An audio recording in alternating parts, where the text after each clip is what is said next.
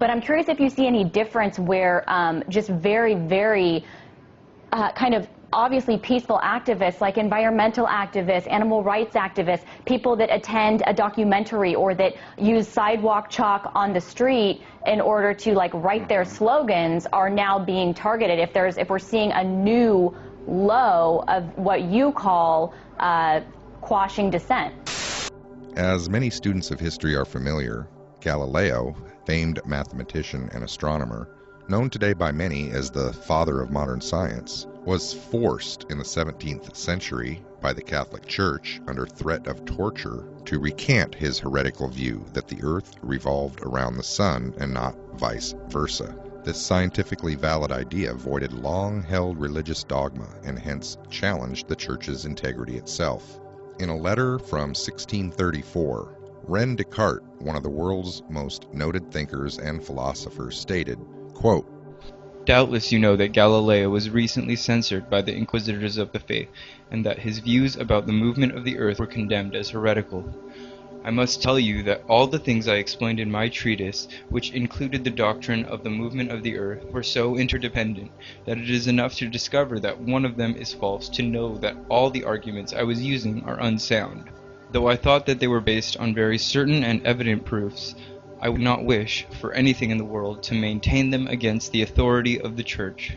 I desire to live in peace, and to continue the life I have begun under the motto, to live well you must live unseen."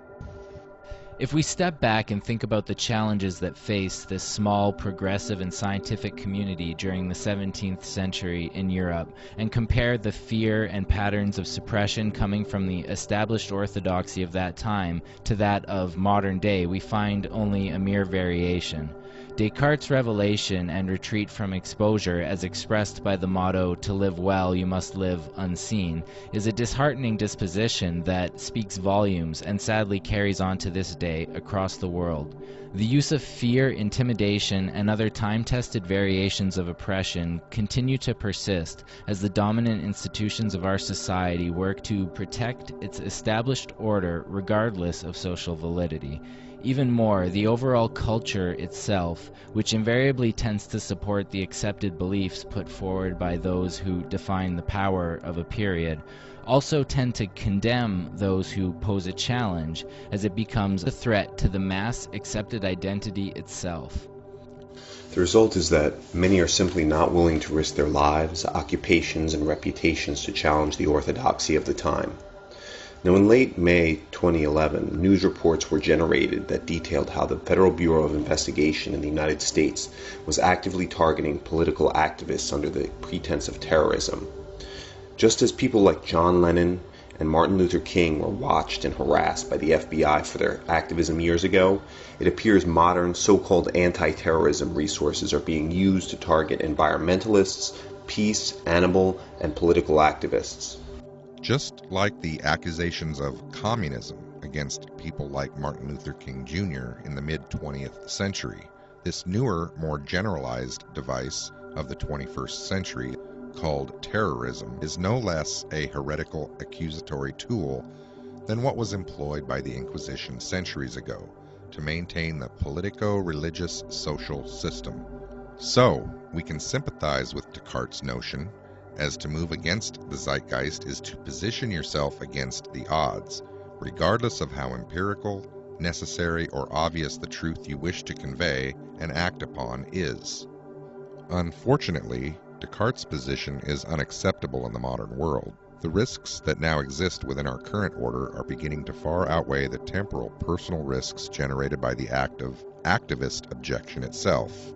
It is no longer issues of accurate data, rights, and freedoms.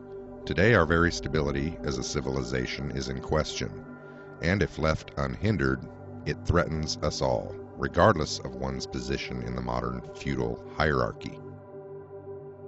We can sit in confusion and watch as global unemployment rises due to technological unemployment and the resulting regional instability that is sure to grow. We can stare blankly at the systematic debt collapse of the world economy, country by country, like dominoes, as self-appointed global banking institutions that derive money out of nothing impose austerity measures against the poor and middle class of each country to help support the wealthy, furthering the ever-widening income divide. We can twiddle our thumbs as what we have called democracy turns inexplicably into global plutocracy, and the world economy becomes measured by how much money the rich move around amongst themselves. We can distract ourselves with our little gadgets as the rainforests, considered by many the lungs of the planet, are destroyed at faster and faster rates, reducing our ability to absorb the growing CO2 in the atmosphere. We can keep the TV on as clean water and food shortages that currently affect over 1 billion people continue to grow to 2 billion or 3 billion. We can scan the tabloids at the grocery store newsstands as the very basis of industrial civilization, the hydrocarbon economy, inches towards crisis scarcity with virtually no active initiative taken to change course. We can continue to pretend that our leaders are anything other than misleaders, set in motion by monetary, commercial interests that follow the rules of a free market, with all legislation and offices going to the highest bidder one way or another. And we can stand amused as a new global arms race gains speed as each country comes to terms with the very real reality that wars for resources are upon us in a way unlike any other period in history. This is what separates our world from the one that Descartes hid from. The fear tactics of the orthodoxy in this context, the FBI or any such intelligence agency, are no longer worthy of viable concern or even acknowledgement. At no time in history has any true social change come in a manner that was not opposed with hostility by the dominant orders of the time. If you choose fear, then fear exists, and those little lists and statistics held by the intelligence and police agencies have merit. If you choose love, pride, and self-respect, then no accusations, lists, or threats can ever stop you.